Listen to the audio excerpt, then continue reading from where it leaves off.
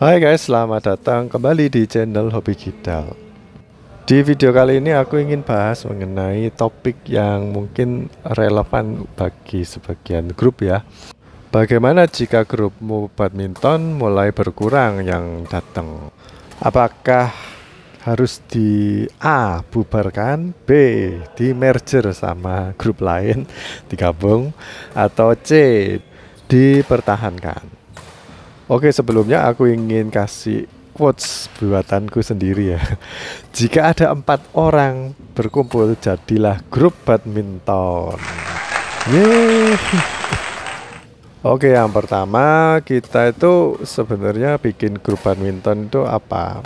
Untuk bisnis atau bukan? Kita ini harus treat grup badminton itu seperti bisnis atau bukan? Kalau di treat seperti bisnis, tentunya kita itu bicara mengenai untung rugi ya. Kalau setiap bulannya rugi, yang iuran nggak ada, membernya yang inti itu udah nggak datang lagi atau nggak ngasih iuran gitu. Jadi otomatis berkurang pendapatannya dan masih ada pengeluaran untuk lapangan dan shuttlecock. Nah itu dulu yang perlu perhatikan ya. Selain itu juga perlu ada orang. Percuma ada lapangan, ada kok, terus nggak ada orang. Nah ini kita ini sebenarnya lebih gampang mana sih, cari lapangan atau cari orang? Kalau menurutku ya cari orang lebih susah. Kalau lapangan apalagi di Kota Malang ini sekarang udah banyak gitu. Cuman masalahnya orangnya itu mau bayar atau enggak. Maksudnya kalau misalkan ada beberapa teman kita pasti udah kenal ya, beberapa orang yang tertarik dengan olahraga badminton. Waktu kita ajak biasanya mereka tanya iurannya berapa. Nah ini kalau menurut mereka terlalu mahal karena lapangannya mungkin memang mahal, koknya dipakai juga bagus, nah itu nanti jatuhnya iurannya mahal. Mereka bakal pikir-pikir, terutama jika teman-teman lainnya yang main itu skillnya di bawah atau underling. Otomatis kita bayar mahal tapi main sama orang yang begitu, kata temanku. Begitu itu maksudnya apa ya, di skillnya di bawah gitu. Jadi kayak nggak ada tantangan, percuma aku datang bayar mahal kalau nggak ada tantangan atau nggak ada manfaatnya buat aku. Walaupun manfaatnya secara fisik olahraga itu bagus ya, tapi mungkin dia kepingin yang lebih, cari sesuatu yang lebih. Nah kita bicara mengenai sepinya dulu ya. Kalau memang grupmu itu berangsur-angsur sepi, ya kita mungkin nggak pernah bikin kayak grafik ya. Oh hari ini absen yang datang berapa. Terus kalau dulu coachku itu bikin loh. Jadi dia catetin yang datang itu siapa, terus berapa orang dihitung. Dia punya kayak ya memang orang tua sih ya. Jadi punya kayak kalender gitu. Jadi kalau mau bikin grafik bisa loh dia. Tapi yang anak-anak muda biasanya nggak mau bikin kayak gitu, males. Nah kita bicara mengenai yang mulai merosot. Kalau dibikin grafik merosot, yang jumlah yang datang atau yang nggak datang. Kalau kita perlakukan seperti bisnis ya, grup badminton ini kita harus mengusahakannya itu ngelihat dari needs-nya itu apa.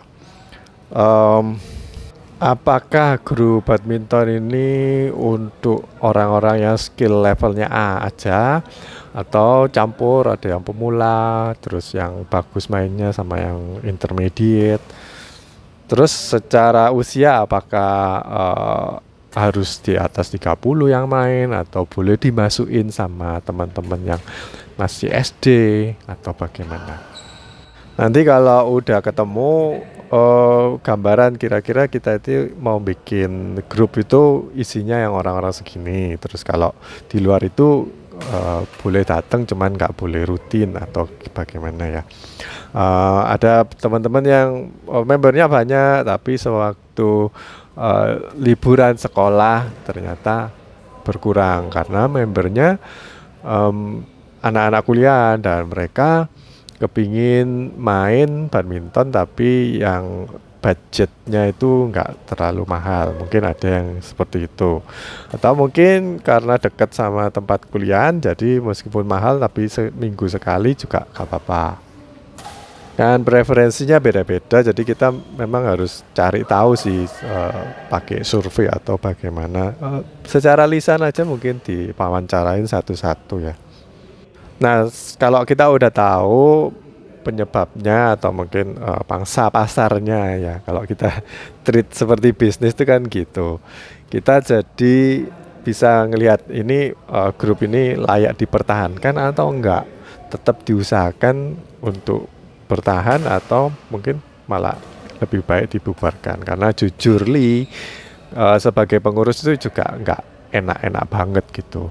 Jadi mending milih dibubarkan terus kita bikin grup baru dengan teman-teman yang lain mungkin ya, atau nama baru gitu. Mungkin ada baru jadi ikutan datang, apalagi kalau baru terus free 2 kali main di sini free. Nah, setelahnya bayar berapa gitu. Ya otomatis kalau free banyak yang datang, banyak yang daftar. Nah, kita lihat yang kalau kita treat grup badminton bukan bisnis. Jadi kalau bukan bisnis tuh kayak dianggap yayasan ya, tapi kalau yayasan kan nggak bayar. Ini tetap bayar, tapi kita harus tahu ini visi misinya itu apa. Apalagi kalau kita itu berangkatnya dari kayak ada induk dari mungkin organisasi yang lebih besar, misalkan pegawai bank X atau grup ojek online. Nah, mungkin ada kayak gitu ya. Dan bisa disupport sih kalau ada, biasanya dari instansi kalau mau minta sponsor lebih gampang sih. Tapi kalau perorangan susah kalau nggak kenal sama teman-teman yang tukang sponsor. Nah, umumnya kalau berangkat dari organisasi, mungkin ini anak cabangnya organisasi ya. Jadi mereka punya olahraga-olahraga lain, dan salah satunya badminton. Itu mungkin visi misinya kan jelas ya, untuk mengakrabkan sesama ini karyawan atau bagaimana. Biasanya mereka disupport walaupun sepi, tetap ada nggak ada orang tetap jalan karena mereka ada dana yang turun dari atas gitu. Nah, kita perlu bicara mengenai iuran juga ya. What need to fix? Kalau memang terlalu mahal, nggak lama pasti protol. Kalau orangnya memang keberatan ya. Aku lihat di beberapa grup itu memang orang-orangnya itu kayak pebisnis semua. Jadi buat mereka itu uang nggak masalah, memang wajib iuran ya. Cuman mereka itu ngelihat misalkan ada satu orang yang kelihatannya kurang mampu gitu, terus tapi mainnya bagus, terus direkrut, kamu masuk main di sini loh, gak apa-apa, gratis main loh, kalau kamu tok gratis. Kalau kamu ngajak temen enggak. Jadi orang itu mungkin jadi kayak pemain bayaran tapi nggak dibayar, cuman boleh main gratis di situ. Ini sebenarnya enak loh, soalnya kalau kita itu perlu belajar skill dari teman-teman lain yang lebih bagus, sebaiknya mereka itu diundang, istilahnya diundang main gratis tuh nggak apa-apa sih menurutku, asal dana dari grupnya itu kuat ya. Nah, kalau dananya nggak kuat, kita memang harus self support. Grupnya itu nggak dari instansi. Nah, ini kita perlu bicara mengenai iuran sih. Dulu iurannya 70.000 2 lapangan, terus pakai kok merek ini. Sekarang karena makin sepi, cuman sewa 1 lapangan, terus shuttlecocknya mungkin tetap, tapi iurannya yang insidentil dinaikin, yang iuran bulanan enggak. Nah, kalau kayak gitu mungkin ada beberapa orang yang merasa, loh kok gitu, kan dulu 2 lapangan aku mau ngajak orang enak, tapi sekarang cuma 1 lapangan kok nggak enak jadinya kan. Nah, sebenarnya iuran ini juga ini sih ada hubungannya sama skill. Kalau kita lihat oh di sini bayarnya mahal tapi yang main bagus-bagus, aku bisa belajar banyak. Itu menurutku kadang ada orang yang khususnya yang masih muda itu pasti mikir, oh ya gak apa-apa sih, jadi masih imbang lah sama skill dan ini apa biaya yang harus aku keluarin. Hitung-hitung aku les ini malah lebih murah daripada aku les gitu.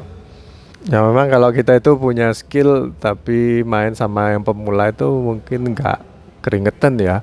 Jadi kita kayak main-main aja. Mungkin cuman cukup satu kali aja kita main. Kecuali kalau kita memang niatnya memang kumpul-kumpul sosial ya. Nah ini sebenarnya mau dipertahanin atau enggak itu kita lihat walaupun grup-grup besar yang anggotanya banyak, kadang pasti ada masa-masa paceklik gitu. Masa-masa di mana kita udah nyewa lapangan 2 atau 3, ternyata yang datang cuma dikit. Nah, kita nggak tahu pasti ya apa sebabnya, mungkin ada alasan-alasan tertentu, cuman kebetulan aja memang ada masa seperti itu. Tapi pastinya kalau kita punya grup selama ngelola keuangannya benar, itu pasti ini ya punya simpenan lah buat jagain kalau sepi kan. Kalau berangsur-angsur sepi terus nggak ada kayak sumber dananya, nggak ada investornya yang ngasih uang lebih, ya otomatis kita harus relakan sih, harus tutup. Karena nggak mungkin kita pendirinya misalkan 2 orang aja yang kasih uang terus tapi nggak ada yang main, ya kan? Nah, opsi berikutnya adalah merger. Nah, ini mungkin perlu diperhatikan lebih, dipikirkan lebih matang ya. Misalkan ada 2 lapangan, yang satu kita sewa, yang satu kosong. Terus ada grup lain yang menyewa di lapangan itu. Terus karena grupnya sama-sama sepi, akhirnya mereka memutuskan untuk gabung lah. Gabung ini kan di grup yang A mungkin iurannya 20 ribuan, yang di grup B 15 ribuan karena mungkin shuttlecocknya pakai yang lebih murah. Ini kita bicara lapangannya sama, jadi sewanya sama ya. Cuman beda di shuttlecock aja dan jumlah anggota yang bayar. Misalkan ada beberapa anggota, 2 anggota yang tergabung di grup A dan grup B, di grup WA-nya, itu mereka milih mana? Milih grup A atau grup B yang lebih murah? Toh di grup B walaupun murah dan yang main biasa, tapi bisa gabung ke main di punyanya A yang sebenarnya iurannya lebih mahal. Jadi ini perlu apa ya, janjian dulu ya. Kalau iurannya harusnya disamakan sih. Terus juga shuttlecocknya juga harus disamakan karena mereka pakai yang lebih murah. Jangan karena dia diundang terus mereka pakai shuttlecocknya mereka, atau waktu kita main diundang ke grup sana kita pakai shuttlecocknya kita. Nah, itu mungkin bisa bikin masalah sih. Awal-awal mungkin enggak, tapi lama-lama pasti ada perasaan enggak enak. Sebenarnya iuran jumlah yang harus dibayar itu kan tergantung dari seberapa banyak kita pakai kok kan. Ada beberapa grup yang mengharuskan kita menghitung satu kok yang dipakai. Itu lebih fair sih, tapi nggak enak juga karena harus ngitung-ngitung terus nggak pasti ya. Beruntung banget kalau ada teman-teman yang pakai shuttlecocknya jelek juga masih dipakai aja. Walaupun nggak direken, nggak dihitung, harus bayar kalau ganti shuttlecock. Ya biasanya orang yang udah bagus mainnya itu seperti itu sih. Jadi mereka kalau mati itu bukan orangnya yang mati, tapi kalau bolanya mati itu merasa ini memang gara-gara skillku bukan karena shuttlecock. Jadi nggak ngaruh sebenarnya. Oke, kesimpulannya ya, kita ini sebenarnya harus balance ya antara skill, terus jumlah pemain dan komitmen dari pemain inti juga. Seperti yang aku tadi bilang di awal-awal, kalau 4 orang aja datang yang memang inti, terus berkumpul dan sahabatan, jadi terbentuklah satu grup badminton. Begitu. Jadi tinggal komitmennya dari teman-teman aja. Itu harus balancing. Kalau teman-temannya 4 orang, yang 3 jago-jago, 1 enggak, itu mungkin agak timpang ya. Tadi harus ada 2 yang enggak jago, 2 jago, 2 enggak jago, harusnya seperti itu. Kalau memang nggak balance, kita perlu nambah orang yang supaya balance. Jadi kayak head hunting ya. Oh ini bagus mainnya, direkrut gitu. Soalnya di grupku yang bagus kurang. Nah terus kita harus cari tahu penyebab aslinya itu pastinya apa. Kadang orang-orang kan sungkan ya kalau ditanyain secara grup gitu, ngomong terus terang itu sungkan. Kalau kita deketin mungkin lebih jujur, lebih jujur ngomong apa adanya. Kenapa kok dia itu jarang datang? Apakah memang walaupun sibuk tapi kalau grupnya menyenangkan, orang-orangnya menenangkan, itu dia akan bela-belain datang. Setidaknya kalau ada manfaatnya ya, misalkan oh grupnya elek-elek tapi datang no atlet satu yang terkenal, bintang tamu, datang sekali toh, tapi terus rame semua pada kepingin lihat atlet main. Bener apa enggak? Pasti walaupun sibuk juga dibela-belain datang, soalnya nanti ketemu atlet bisa foto bareng. Atau nggak usah atlet, ada artis datang, wah artis cantik datang, nggak iso badminton tapi datang deh. Oh aku tak bela nih datang ke grup itu soalnya ono artisnya, aku tak foto bareng masuk Instagramku.